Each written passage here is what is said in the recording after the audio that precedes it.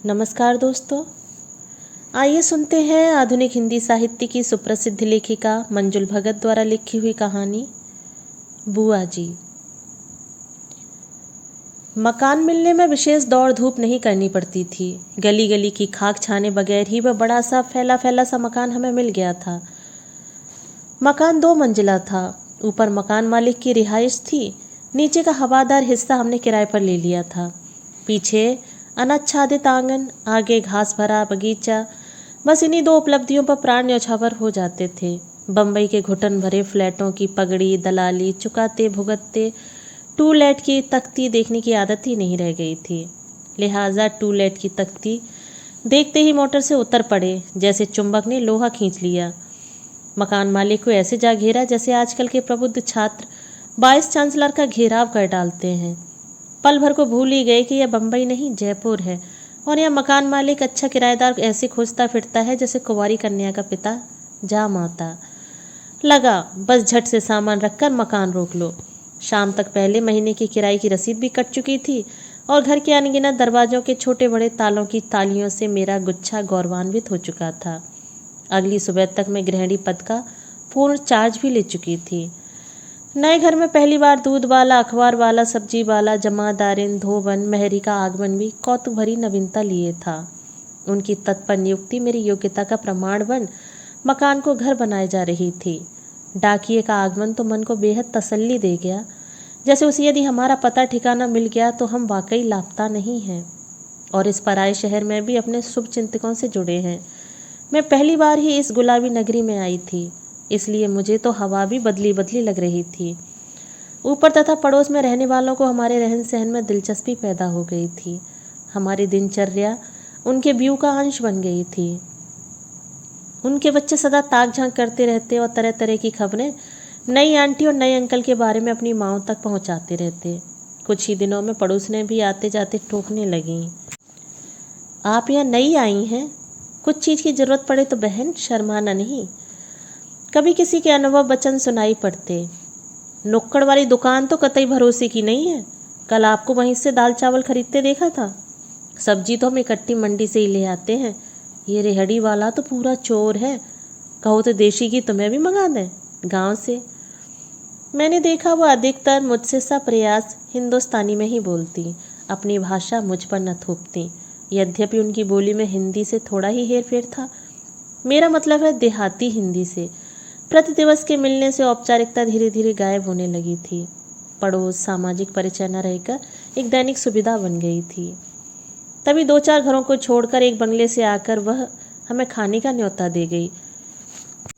रोजमर्रा की गुफ्तगू में उनके परिवार वालों को सब चांदी वालों के घर से कहकर संबोधित करते थे। कारण उचित था, उनका भरा पूरा परिवार जो उनकी विस्तृत कोठी के अनेक कक्षों में समाया हुआ था, पीढ़ी दर पीढ़ी चांदी का ही व्यापार करता आ रहा था। चांदी के आकर्षक पात्रों पर नक्काशी करवाकर विदेश भी भेजे जाते थे। चांदी वालों की मंझली बहू ही किसी नौकरानी के साथ आकर हमें आमंत्रित कर गई थी। मन में उत्सुकता भी हुई और नई गृहस्थी की खटर पटर से एक शाम की रिहाई के लिए प्रसन्नता भी। दावत की बात सुनकर पतिदेव कुछ झेंपते से बोले, बस एकदम से खाने पर ही बुला लिया। तो क्या हुआ, मैं तो सब्जी वाले के ठेले के पास रोज ही उनसे मिलती हूँ। तुम्हें अपने यहाँ के पुरुषों से मिलवाने को ही तो बुलवाया है खाने पर। अपने उत्सुकतापूर्ण आग्रह से उनकी हिचकिचाहट का सफाया करते हुए मैं बोली। वहाँ पहुँचने पर इन्हें तो मर्दाने यानी कि बैठक में भेज दिया गया और मुझे जनाने अर्थात शयन कक्ष में। कमरे के एक ओर फर्श पर लंबे चौड़े गुदगुदे डनलप पर चांदनी खिंची हुई थी। वहीं पर एक भीमकाय महिला बैठी सुपारी कुतर रही थी। समीप ही चांदी का गंगा जमुनी पनडिब्बा पड़ा था। भीमका महिला ने बैठे ही बैठे गदगद स्वर में स्वागत किया। आओ बहू आओ बैठो। फिर नौकरानी से बोली, जा बीरनिया ने बुला लिया। कुछ ही देर में छमछम करती 3 बहू रानियां पधारी, जिनमें मेरी हम उम्र मझली बहू भी शामिल थी।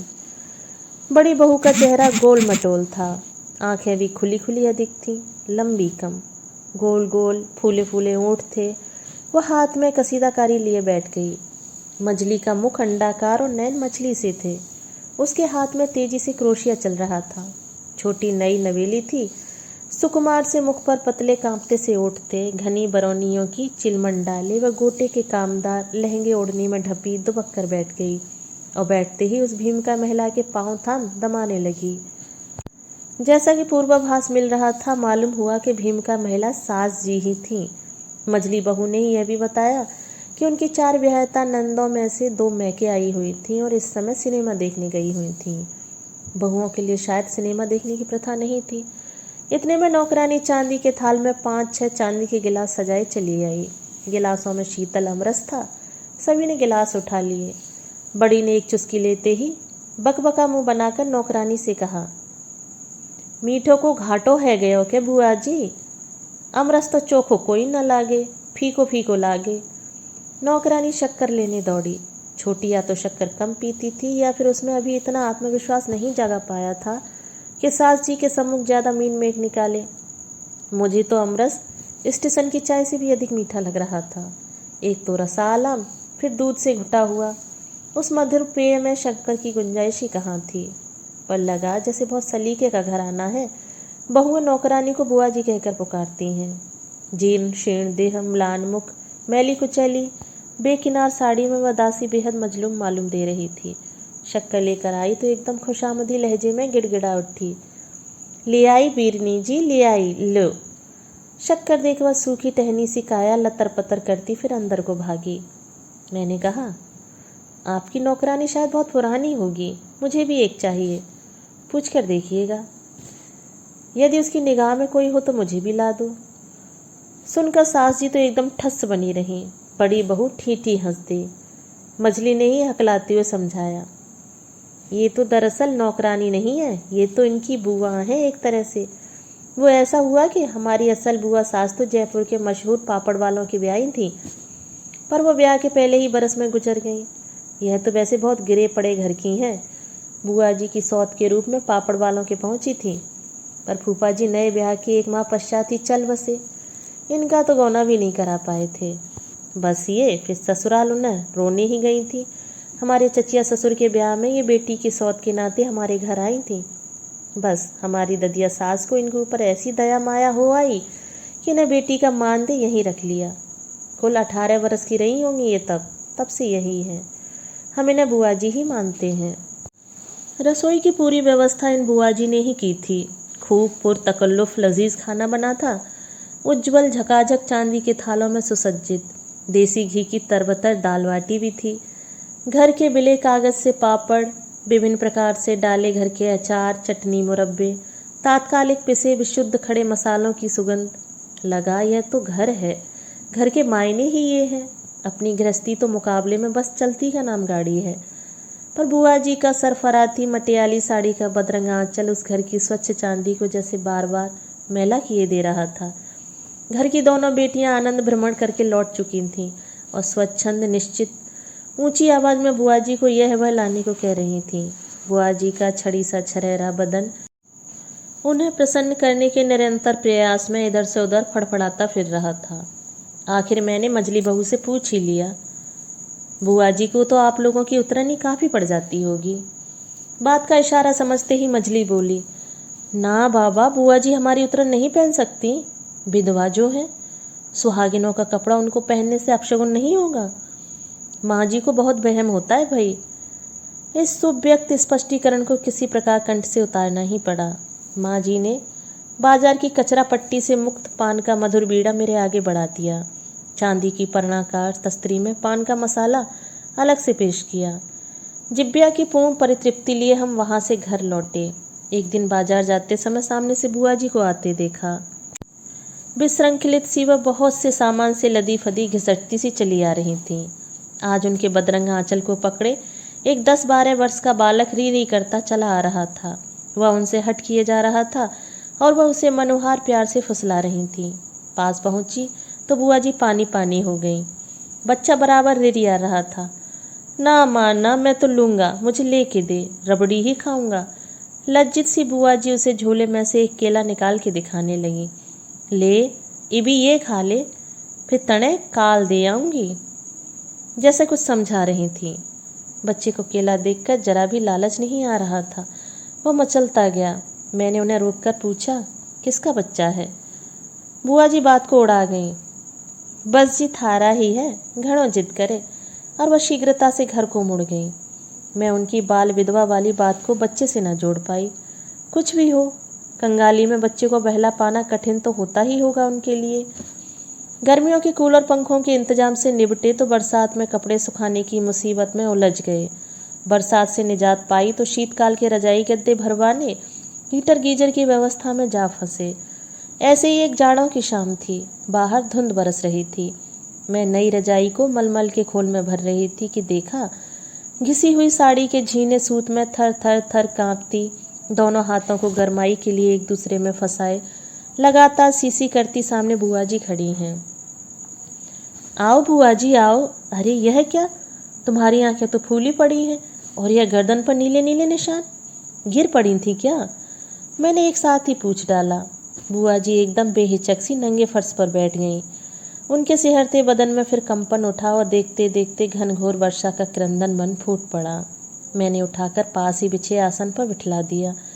जब तक मैं उनके लिए गर्मा गर्म चाय का प्याला लेकर आई, उनकी सिसकियों के सिलसिले में कुछ ठहराव आ गया था। आंचल में नाक सुड़क कर वह कुछ हल्की होकर बैठ गईं। मैंने उन्हें आदेश दे डाला, पहले यह चाय पी लो, फिर कुछ जी की कह लेना। यूं इस तरह दुखी नहीं हुआ करते। बुआ जी एकटक सामने नजर गड़ाए चाय सुड़कती रहीं। जब वह कुछ संभली तो मैंने पूछा, कुछ बहुत बुरा हो गया का? वह बुझी बुझी सी बोली, मझले की आदत ही खराब है, जब देखो तब मार पीट लगाए रहता है। मेरी भी हाड़ मांस है, नहीं सहा जाता। क्या तुम्हें मारा है? क्यों? बस उसकी महतारी ने कुछ उल्टी सीधी सिखा दी, भड़क गया। मैं निस्तब्ध उन्हें निहार रही थी। अपने मैके क्यों नहीं चली जाती? मैके में अब कौन बैठा है? तुमने दूसरा ब्याह क्यों नहीं कर लिया? हाँ बहू, एक आया भी था ब्याहने। 4 बालकन को छोड़ लुगाई परलोक सिधार गई थी। भाई से बोला, छोरी ने मुझसे ब्याह दे, कुछ मुझे भी रोटियों का आसरा हो जाएगा, चूल्हा फूंकने को कोई हो जाएगा। फिर? मैंने पूछा। फिर क्या? भौजाई ने कह दिया, इसका दूसरा ब्याह रचा के हमें नाक नहीं कटवानी है। बस फिर इन लोगों ने ब्याह में बुला लिया और बस फिर मैं लौट के गई ना। आखिर क्यों? यह लोग तुम्हारे सगे संबंधी नहीं हैं? है तो नहीं बहू, बस मुझे इसी घर से मोह हो गया। खैर छोड़ो, ला मुझे एक दर्द की गोली दे दे, सारा बदन ऐंठ रहा है, पूरी काठी दर्द से कसमसा रही है। मैंने गोली दे दी और रुखसत हो ली। अगली बार जब बुआ जी शरीर पर नीले बैंगनी दाग लिए दर्द की गोली मांगने आई तो मुझे उनके दुख से उकताहट होने लगी। मैंने उनकी सूजी आंखें देखीं और ऊब से झुंझलाते हुए कहा, जैसे वहाँ सवेरे से शाम तक खटती रहती हो, वैसे तो किसी भी भले घर का काम करके तुम अपने लायक कमा सकती हो, चली क्यों नहीं जाती वहाँ से? वह पाँव के अंगूठे से जमीन कुरेदती रहीं, फिर बेबस सी बोली, बहू मैं चली जाऊंगी तो बाबूजी को कौन देखेगा? बाबूजी? मैंने अचरज से दोहराया। यदि वह उस घर के मालिक को बाबूजी कह रही थी तो भैया या भाभी जी शब्द अधिक उपयुक्त होता। हाँ वही बाबूजी। शहद की लिपटमा मिठास में सनी अघाई आवाज़ में उन्होंने भी वही शब्द दोहरा दिया जवाब में।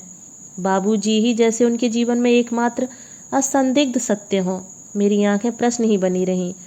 उन्होंने फिर कहना आरंभ किया, बाबूजी का तो सारा ही काम मैं ही संभालूं हूँ, वे तो बस बैठी पान की गिल्लोरियाँ बनाती रहे।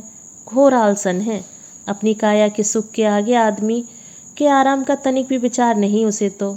उनके कपड़े लत्ता की देखभाल, खाने पीने की चिंता, पाँव भींचने सब कौन करेगा फिर? देखा नहीं, अब तो सेहत में बहुत माड़े हो गए। ना बहू, अब ये चौखट ना छोड़ी जाए। मेरी आंखों के प्रश्न प्रश्न ही बने रहे। कहा, बस इसीलिए तुम मार खाती वहीं पिसती रहोगी? बुआ जी ने मेरी ओर ऐसे देखा जैसे बाबूजी के साथ बस शब्द का प्रयोग एक विद्रूपता हो। बाबूजी और बस, भला उससे भी बड़ा कोई कारण हो सकता है? किसी अल्प बुद्धि को न समझा पाने की निरुपाय अक्षमता का आभास लिए वो मेरे घर से चल दी। एक दिन बुआ जी को उसी हट्टी बालक के साथ बाजार की ओर घिसकते देख अनायासी मैं अपनी अनुभवी अधेड़ पड़ोसन से पूछ बैठी, उस बच्चे को क्या बुआ जी ने गोद लिया है?